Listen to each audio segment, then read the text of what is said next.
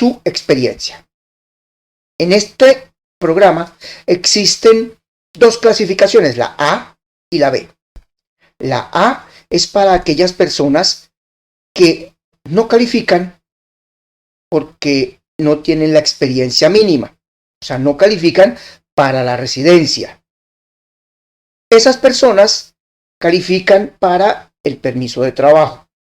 Esas personas califican en todo lo anterior, se mueven con su familia, se mueven todo, pero deberán esperar para que su solicitud de residencia permanente sea tenida en cuenta. Y aquí abajo lo dice, usted necesitará demostrar su experiencia para completar su solicitud de residencia permanente. Entonces, aunque se carezca de la experiencia, maravilloso, califican, cumpliendo con los requisitos mínimos. Además, usted va a poder llenar su solicitud de permiso de trabajo, como ya lo expliqué, para su esposo, esposa, y los permisos de estudio para sus hijos, puesto que ellos van a viajar con ustedes. El paso 2. Esto para las personas que carecen de la experiencia. Bueno, pues entonces trabajará 24 meses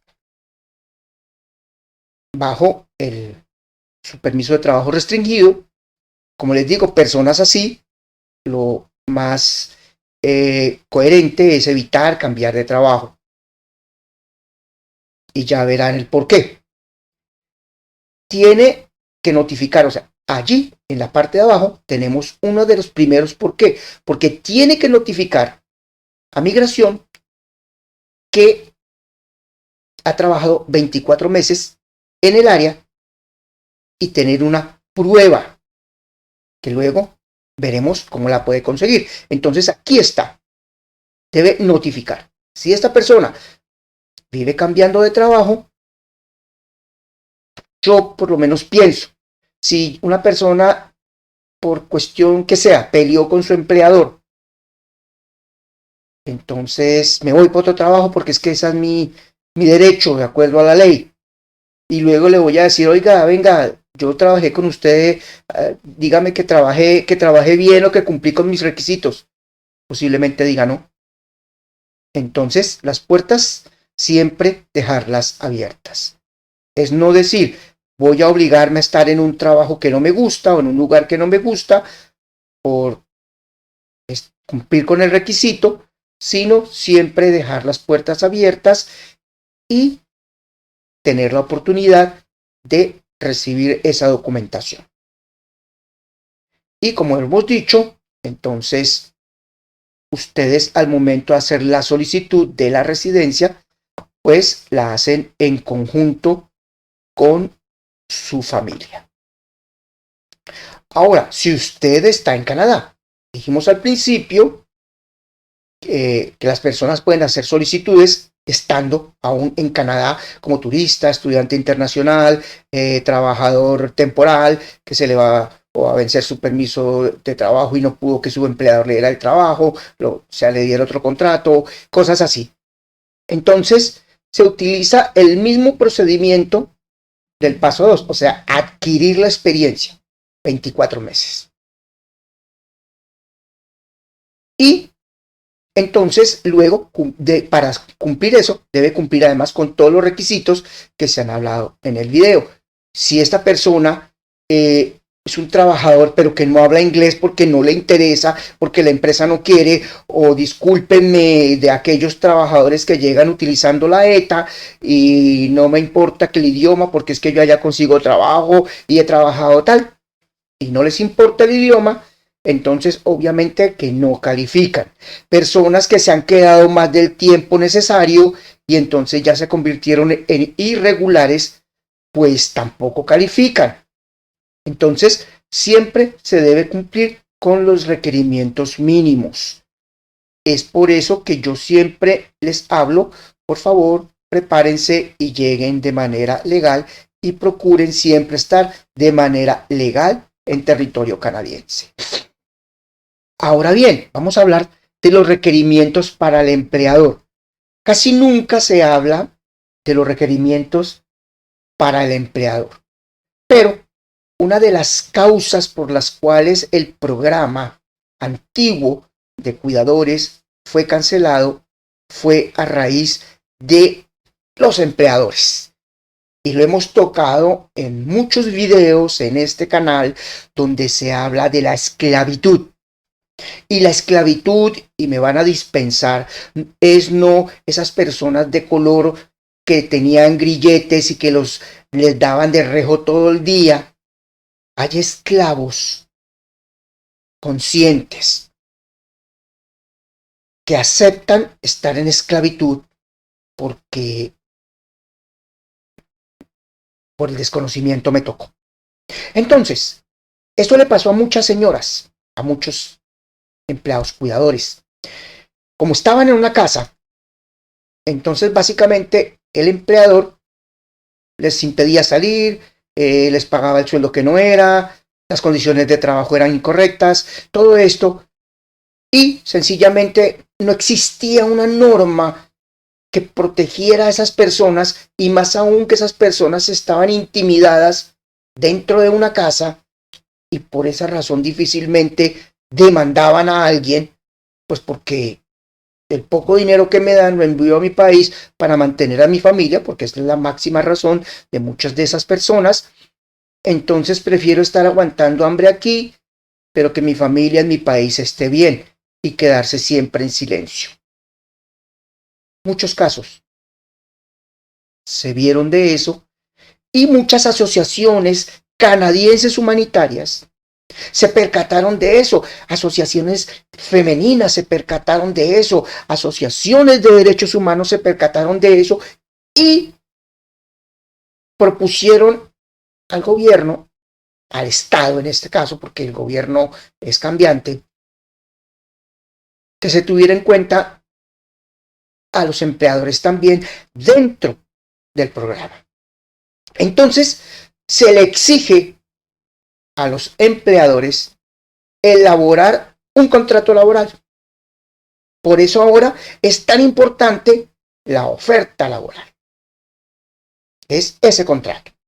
Entonces allí, entre otras cosas, porque pueden ser más, menos, vaya a saber, el empleador tiene que decir cuántas horas va a trabajar este cuidador. Y debe ceñirse a las normas canadienses. En Canadá se trabaja un máximo de 48 horas a la semana. Si la persona va a trabajar más de las 48 horas a la semana, y estoy hablando las personas legales, los irregulares trabajan a veces 10, 12, 15 horas del día y les pagan igual, porque ellos están fuera de la norma de cuidado. Por eso se abusa, ¿no? Porque son irregulares. Entonces, dentro de la legalidad, las personas legales trabajan 48 horas, pero si trabajan más de ese tiempo, entonces trabajan horas extras, overtime en inglés. Se les va a pagar un determinado salario por ese overtime, pero yo recomiendo, en mi poco conocimiento, que se debe no trabajar más de 12 horas de overtime a la semana. ¿Por qué? Porque cuando se pasa ese nivel, entonces el gobierno le aplica a las personas más impuestos. Así que llamémoslo así, el trabajo de más horas, el gobierno se lo quita, o sea que trabajo gratis. Entonces, si van a trabajar overtime, máximo 12 horas.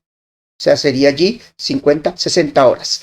60 horas a la semana y están muy bien.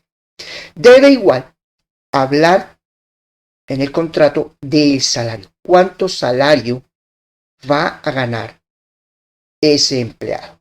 El empleador en ningún instante podrá pagar un salario inferior al salario que devengan la mayoría de cuidadores. Hay un estándar en esa clase de trabajos. Entonces, y de acuerdo a sus niveles, acuérdense que hablamos de 4 niveles. Entonces no gana lo mismo la señora que solo hace el aseo a una persona que tiene ya un conocimiento médico y todo esto para cuidar a una persona mayor o a un niño con necesidades especiales. Entonces es una gran diferencia. O en caso tal, por ejemplo, las nannies, que a veces ocurre que esa nanny educa a los niños en la casa, por el que el niño, por razones que sea, no sale de casa. Entonces ella le da la educación que no recibe en la escuela.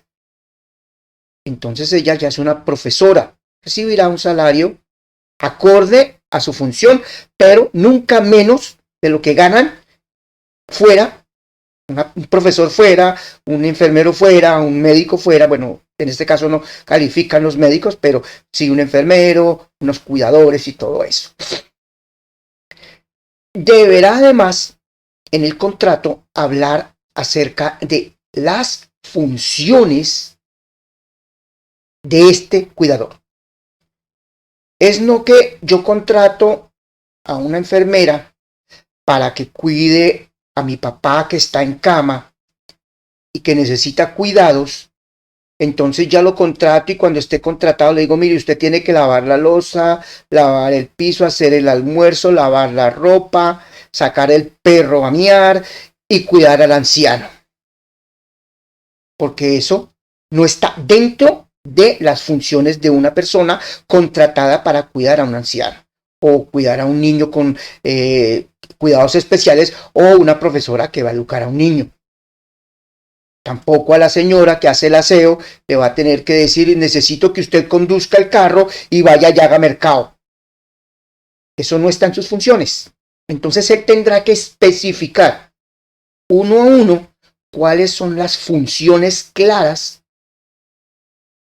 de la persona que va a contratar.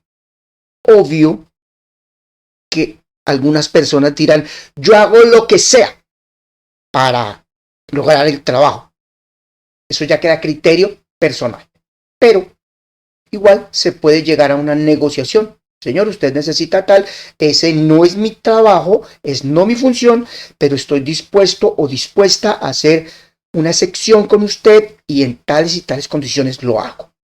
Por ejemplo, me paga más salario o tengo más días de descanso. Ya queda en cada uno de nosotros cuando hacemos esa negociación laboral. El empleador en determinados casos necesita que esa persona viva dentro de la casa, por las razones que sea y en la función que sea. Entonces, ese empleador debe garantizar al empleado un sitio cómodo, y en el cómodo se incluye sanidad, que tenga las mismas comodidades comparativas con las que tiene él mismo. O sea, yo no le puedo, yo vivo en una mansión, por ejemplo, y tengo todo bonito, y a la señora del aseo que me ayuda la tengo en la cochera, viviendo entre marranos. Eso no califica. O sea, el empleador tendrá que garantizar el lugar donde la persona va a dormir de manera humana, de manera asequible. Además, el empleador deberá obtener un número de negocios. ¡Wow! ¿Cómo así? ¿Qué pasó? Bueno, otra de las causas por las cuales el antiguo programa no se usa más. Pues ocurre que las personas, las señoras, hacían el contrato, traigo a la señora Pepita o al señor Juanito y entonces lo tengo en mi casa, es que yo soy tan buena gente y entonces yo le pago, le digo que le voy a pagar a $20 o a $10 y él está ahí, pero imagínense, le estoy dando la casa, le estoy dando comida, entonces bueno, pues ahí le deduzco y tal, la señora tiene que salir, pues digamos que no, porque es que me voy de paseo y que la señora se quede. Y eso hacía que ese salario de esa persona pues no fuera declarado. Hacía que pudieran abusar de las personas porque nunca había una comprobación de cuánto dinero ganaba esa cuidadora o ese cuidador. Entonces, se determinó que una persona que contrate a un cuidador debe tener un número de negocio o contratarlo por medio de una empresa a su nombre. Yo soy el dueño de una constructora, entonces mi constructora está contratando al cuidador y mi constructora le va a pagar. Antiguamente y todavía se usan mucho las agencias, y las agencias se lavaban las manos al momento de los pagos porque la agencia lo único que hacía era buscar al empleado y mire a ver cómo está. Y las señoras se quejaban, pero no había quien les ayudara. Todavía existen, pero se deben ir acomodando a las nuevas regulaciones, en este caso canadienses. Entonces, esta persona hace esa solicitud, que la debe solicitar a la Oficina de Impuestos de Canadá. Además, debe hacer una solicitud dentro de los programas de cuidadores, donde esta persona va a poder